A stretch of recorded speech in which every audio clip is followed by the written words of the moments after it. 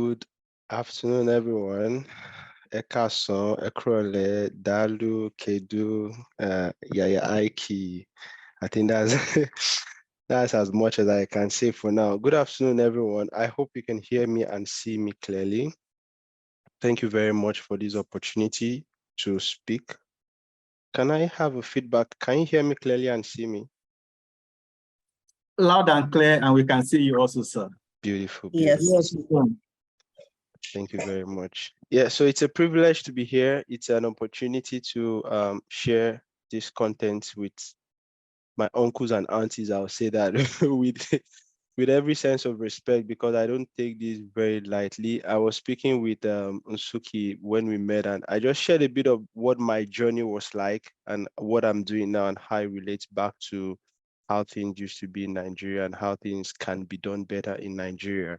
So my name is Samuel, like I was introduced, and I trained school. I was born in Kwara State, so I grew up in Kwara State.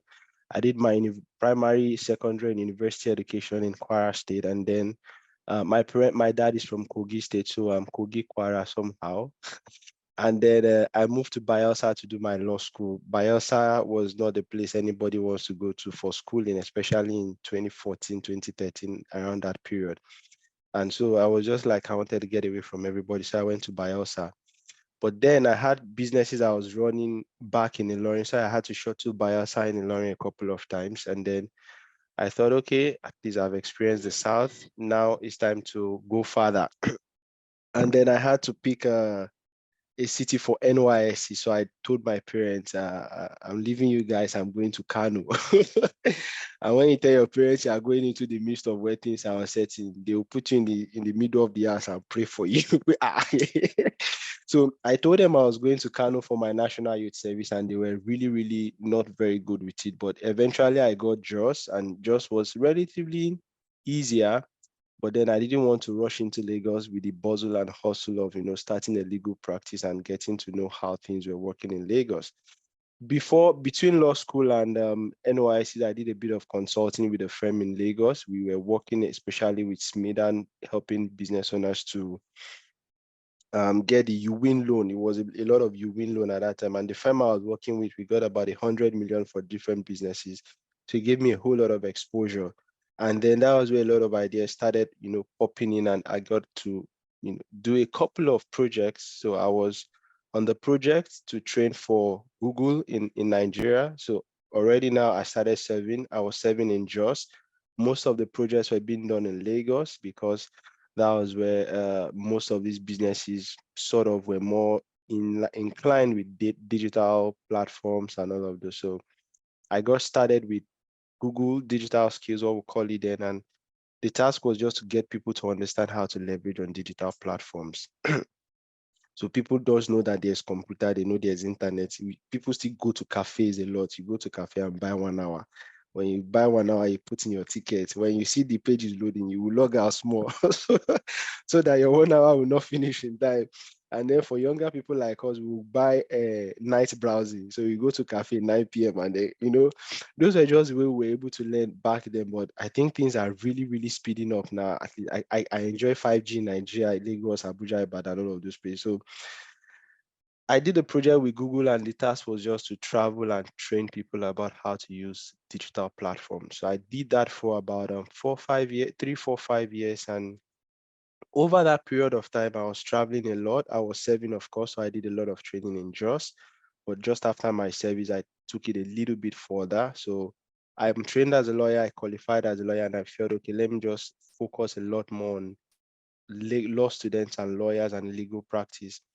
And then I started traveling a lot. I went to most of the Nigerian law schools. So I was speaking in Kano, Bagud. If you're in Kano, maybe if you know Kano a bit, I was speaking at the Nigerian law school in Kano, in Baguda. And then 2 days after, I have to speak in Enugu. So I took a nice bus from Kano. I was in Abuja by 6 a.m. By 6:15 a.m., I was on my way to Enugu. And by 2 p.m., I was in Enugu of the following day. And then I spoke in Enugu just the day after. So, that trip was just all the stretch, but I enjoyed it. Then I went to Lagos campus. I was in Bayelsa campus. I was in the Abuja campus a couple of times because it was just the central, and the whole idea was just to get people to understand how to leverage digital platforms. A few years after, I did a project also with Facebook.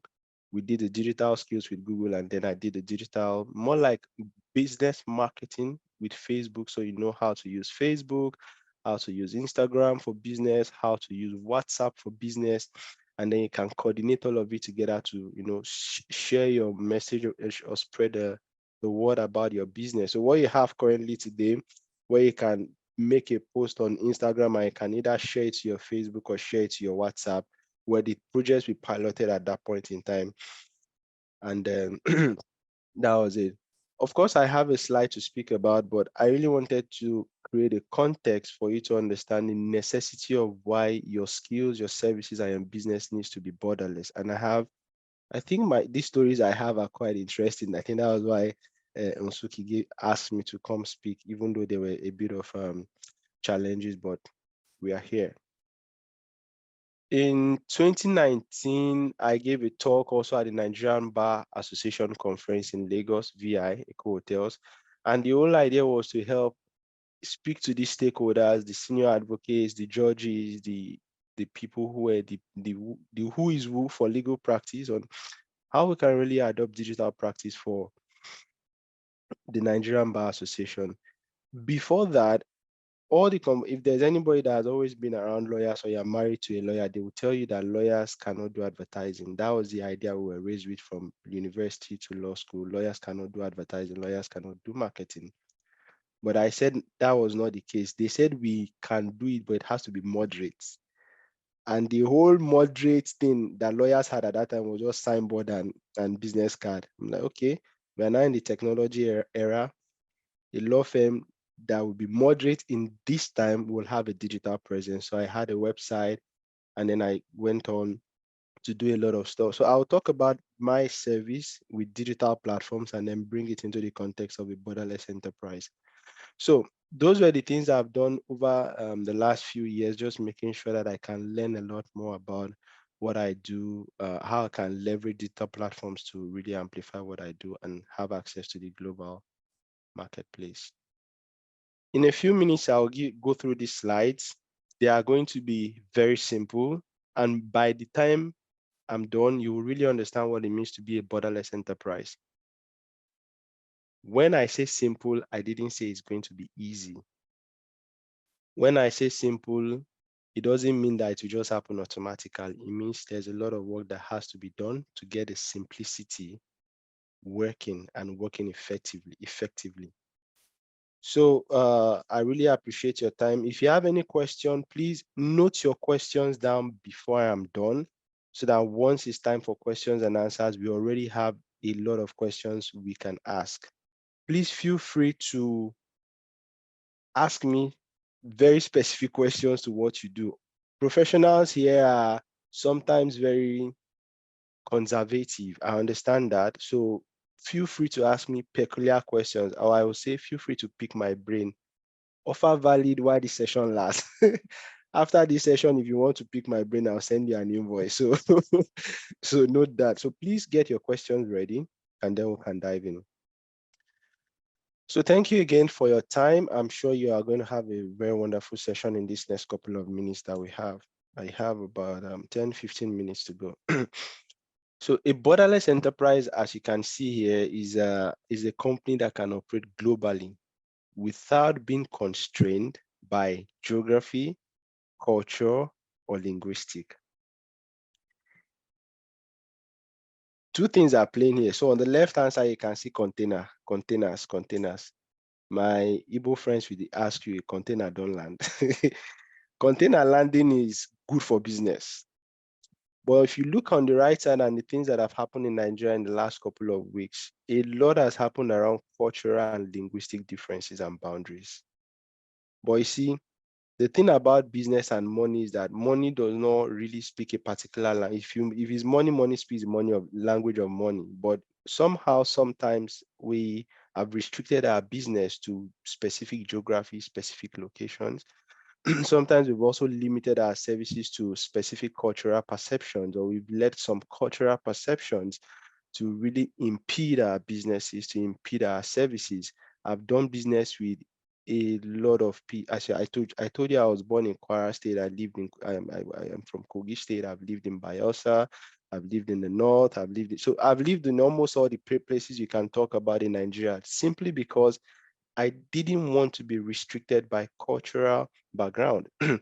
So if you ask me, I have an Igbo name. It's not my official name, but because I go to some places and they're like, "You look Igbo," I'm like, "Yeah, my name is Chukudi." And if I go to the north and they ask, "Ah, you look like a Bororo or Hausa boy," I say, "Yes, my name is Mantim. I'm from Jos."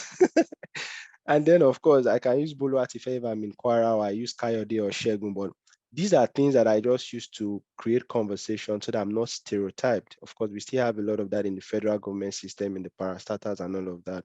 But as professionals, as experts that we are, how do we develop services, products that can transcend the restrictions and limitations of geography? We are all on Zoom now. I'm not sure if anybody knows where the headquarters of Zoom is. Of course, we know maybe it's a US product, but where? You know, in Nigeria or in Africa, everybody say, "No, I'm Yoruba, I'm Igbo." But then if we want to go on the same flight, we will not arrange ourselves by culture or by religion or any of those bigotries. So in real terms and in the global sense, how do we really break into how to make our business borderless? You log on to some website and they can give you translations in multiple languages. That is an idea of thinking about borderlessness. In Nigeria, you can have your website that does automated translation in Yoruba, Hausa, and Igbo. You can do Google search in Yoruba, Hausa, and Igbo. I can turn the whole settings of my laptop to make sure that all the features I'm reading is giving me in Yoruba, Hausa, or Igbo. Those are people who are thinking about how to capture the whole market. They are not looking at that we are US people, we should only focus on it. Everybody's looking for how to get a piece of the global cake. Forget national cake now, it's really small. In fact, some people never eat national cake at all, right? So how do we have a piece of this global cake that we're talking about? So I've established the fact that a borderless business is a business or a service that can be rendered across geographical zones, across time zones, across cultural differences, and a whole lot of that. I'll give you an example. It's only in Nigeria that we eat amala. If you cross Nigeria, you don't eat amala. There are some places even in Africa that they don't understand what pounded yam is. So amala is a very sweet delicacy, but it has not transcended. Of course, I eat amala here. I don't have pounded yam, but I have poundo yam. But amala is a product that has not really gained global exposure. But if I reverse the case, some of us, if you go out, you will not eat pounded yam. You know, you wear suit and look nice and go on a date. You will not eat pounded yam. You ask for fries or McDonald's or chicken, I don't know, pizza, shawarma, all those things. You know, those things were not made in Nigeria. They were made from other cultures, and now we are having reception for them. Some of us want to drive some of the German cars. I like a Mercedes Benz. I can compromise a bit with a BMW. But I also want to drive IVM. IVM was or is still one of those leading brands that I feel can make it across any globe. If everybody in Nigeria drives IVM, they will think it's only IVM that is existing in the world.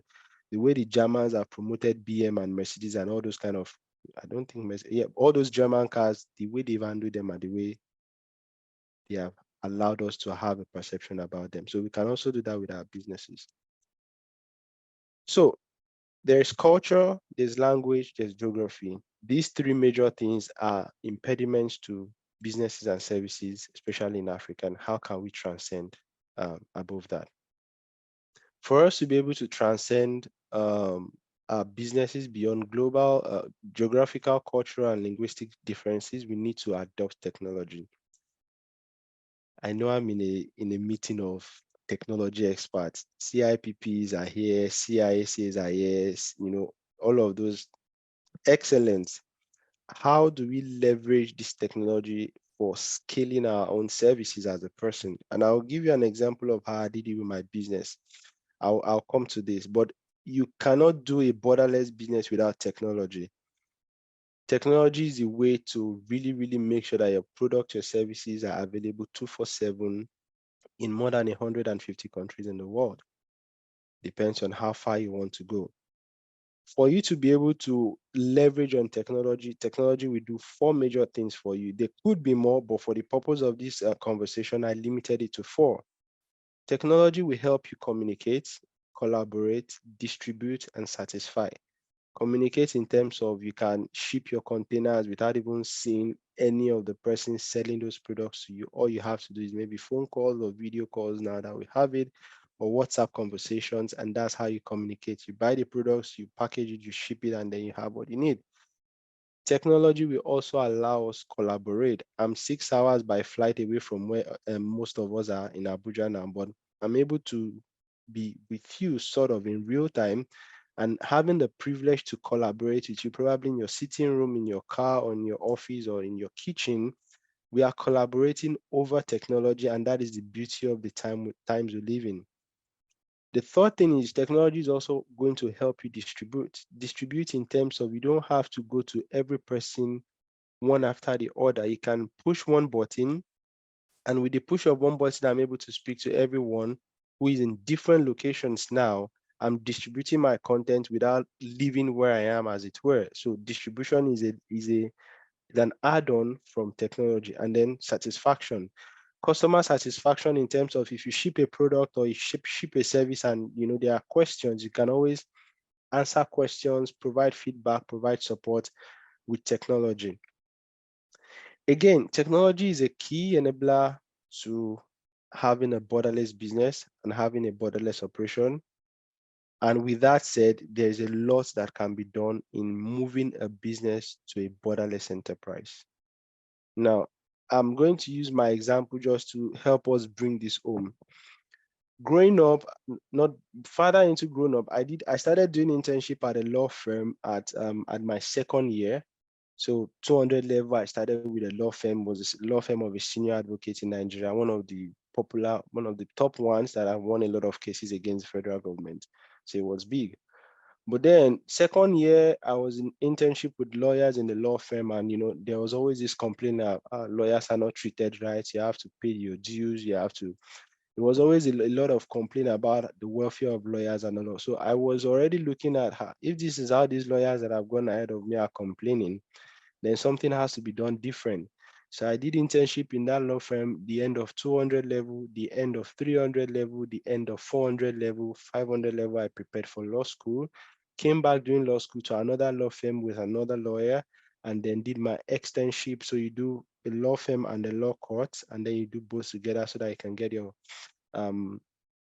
the necessary assessment for law school. And then after law school, I decided I was going to go into a law firm also to start practicing, but the same concerns and complaints were the things that people were saying. The lawyers were not being treated right. You have to pay your dues. But the question I kept asking these lawyers was, so what are you going to do about it? And the only answer they could give was that there's nothing they can do for now. So they have to either wait or pay the dues or go to a bigger firm. All of us will not be in the top 10 firms in Nigeria. All of us could not. Me, I didn't even have the grade. They didn't give me to one university. So there was no even way I could get into one of those top law firms. And, a lot of those dynamics happen. Over 20,000 lawyers get called every year. So how can all of us get into the big firms? And I started doing an evaluation. If we have 20,000 lawyers called every year, the first, as I'm there, my call number was 101,000 and some digits. And I assumed and estimated that if we've had 100,000 lawyers living and dead in Nigeria up to the time it got to my number on that roll, plus or minus, we have lawyers that are still living, actively doing one or two things with the legal profession, will be around 65,000. As at that time, that was in 2015, 2016. And then some will be in entertainment, some will be on the bench. I just started making all of those calculations. And eventually the lawyers who are really practicing law are going to come down to about 25,000. How many law firms can support and pay these lawyers properly for what they really worth and for the number of years they've invested into the education in the university? Just a very few. The problem is not having lawyers. The problem is the remuneration is very poor. But then the typical way a law firm is run is that they need to have an office, so they have a huge overhead cost of operation. And then I started thinking, okay, there are a lot of clients. For about 20,000 lawyers in Nigeria, there is a population of over 200 million people. All of these people will have one legal problem in their lifetime. I don't need everybody. I just need those who can afford my service per time. Say if I make 10,000 naira from one client every month and I have 10 clients, I may be covered for the month. So maybe 100K, 150K without doing much. And that was the idea. I thought I was going to be rendering, rendering legal services to, traders like people who sell vegetables, the suya guy, the Indomie guy. But I figured out that these people really didn't need much of legal service. So I went to the aboki that does Indomie for me. I asked him if he wanted to register his business name. He asked me why will he register his business name. Mala, we had a sweet conversation, and it dawned on me that the lower category of people, or not the lower category in terms of that, but the in terms of income, middle class and lower income people may not really be interested in the legal dynamics of having a business or running a business. Although the law says every person running a business should register business, or register the business, they were not really interested. So I focused on the middle income and the high income earners.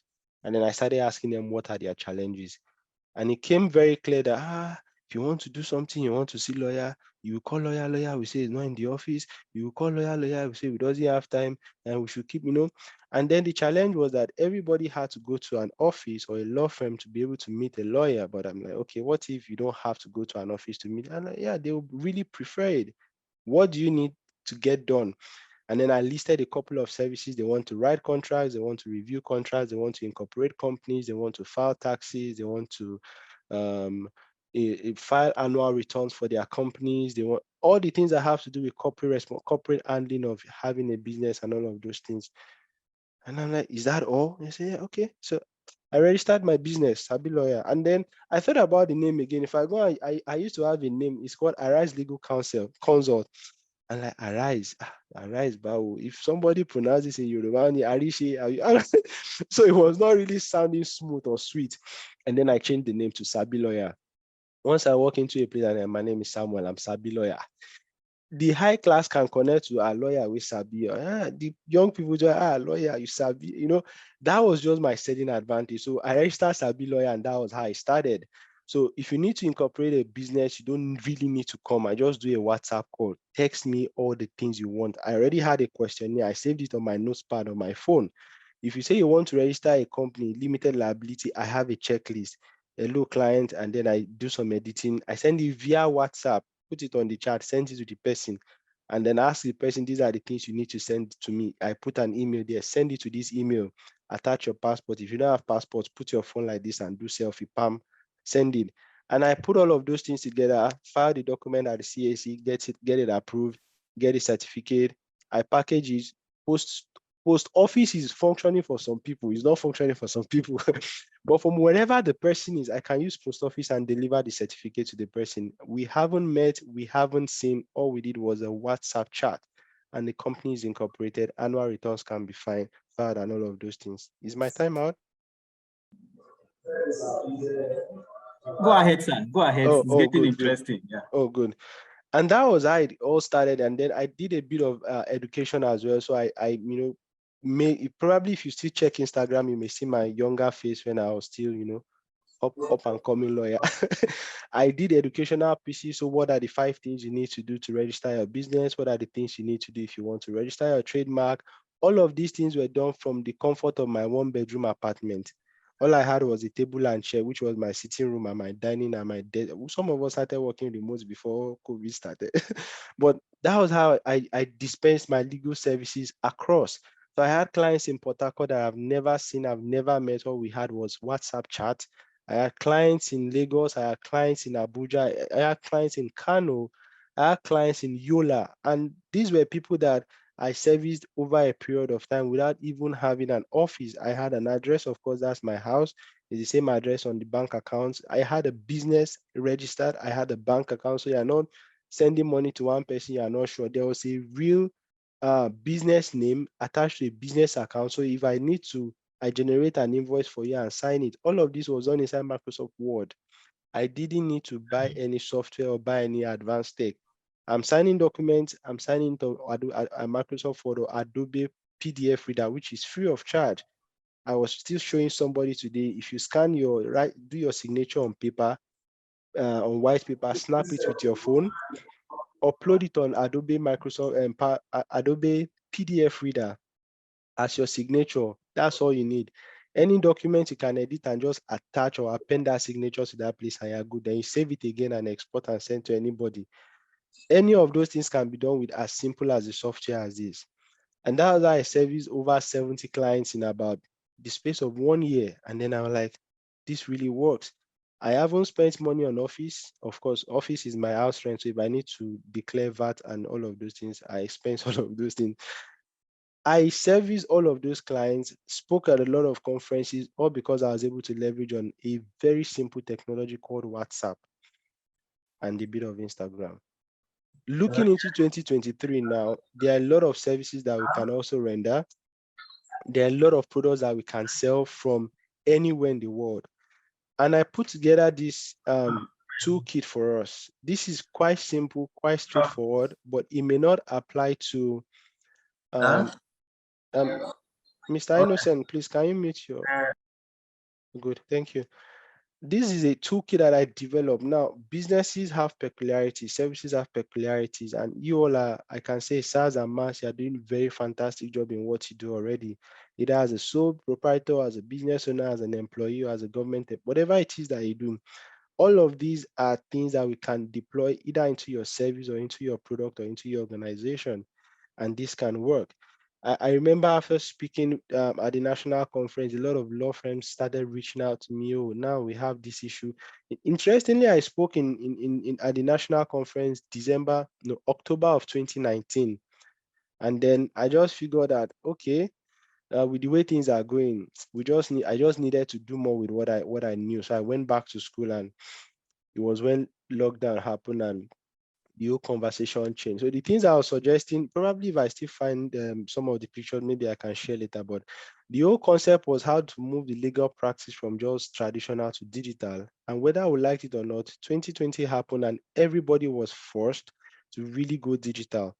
Judges started adopting Zoom calls to, we told you this thing last year, you were saying, we don't have internet. Now you have, all of those dynamics shifted. But for us as professionals, and especially in tech, how can we leverage all of this to really make our business borderless? I just made a list of this. Probably this you can screenshot or you can take a picture of, but these are things that we can always deploy depending on the suitability of your business, depending on the peculiarities, and see how it goes. The first thing you can start with is have a Google business page. Even the person that does shoemaker in this environment that I am has a Google business page. A Google business page just means you have pictures, you have the details of when you open, when you close, what days you open, how many hours you're open for, and people can give you reviews. So Google My Business gives you a lot. So when people search for your business or they are searching for something near me, which is a lot of what people do, they will see your business pop up. So if I quickly I wanted to talk about ChatGPT too, but I'll come there very soon. So people can easily search for you on Google My Business and find your business. This thing is very simple. If you read how to set up my Google My Business, you can get that done in a few minutes. Have a website either for yourself or for your business. I have a personal website. I'm retaining my personal website because I just feel that when I blow, I have a personal. I'm not blown now, but when I blow, at least I will have a personal website. And I'm paying like 5K or 8K or 10K to maintain it every year.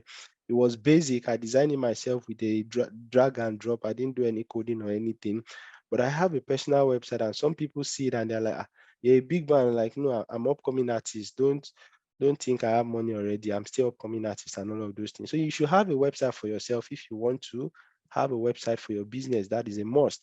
That is one way that people can really confirm the authenticity of the service you offer. That is the way that people can see what you do from anywhere in the world. They can, of course, know you do something good, but there's no way for them to verify. If you tell them, they may believe you, but if you show them your website, they'll believe you even more, right? So you have to have a website. Doesn't have to be expensive. It doesn't have to be all this. Just have a website, please. Very important. If you have products, please put them on an e-commerce platform. For example, I put Etsy. So these are two things. Sorry, pardon me. This is ETSY. This is a web platform where you can set it up. I know the question people will start having now is, it's not in, do they accept Nigerian people? Do they accept?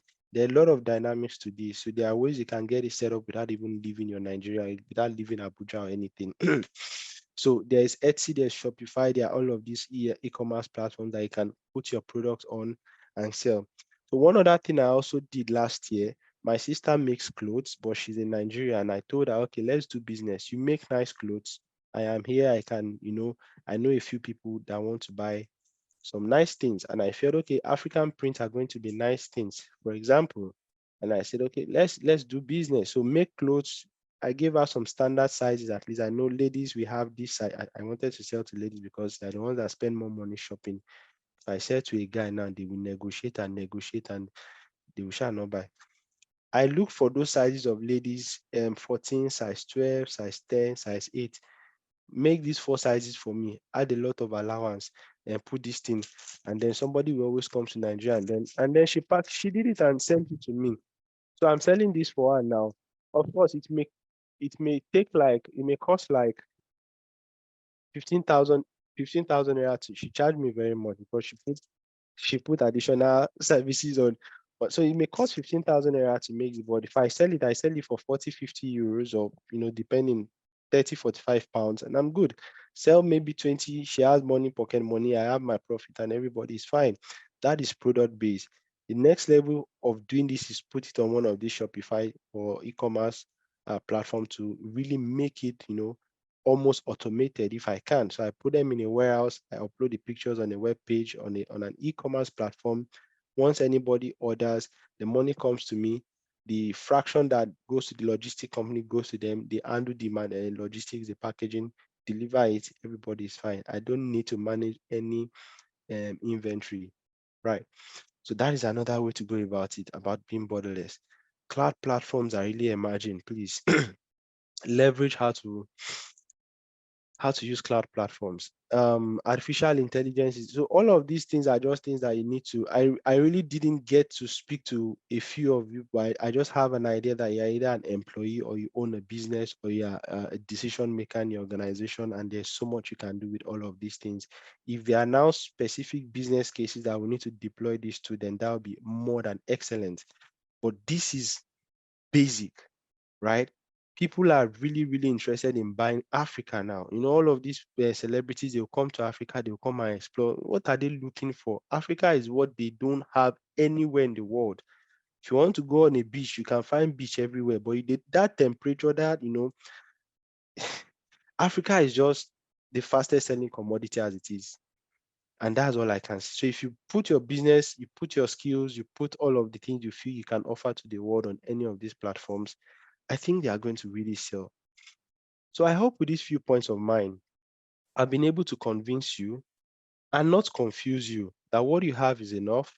What you have can really, really go global and you can really run a borderless business. Thank you.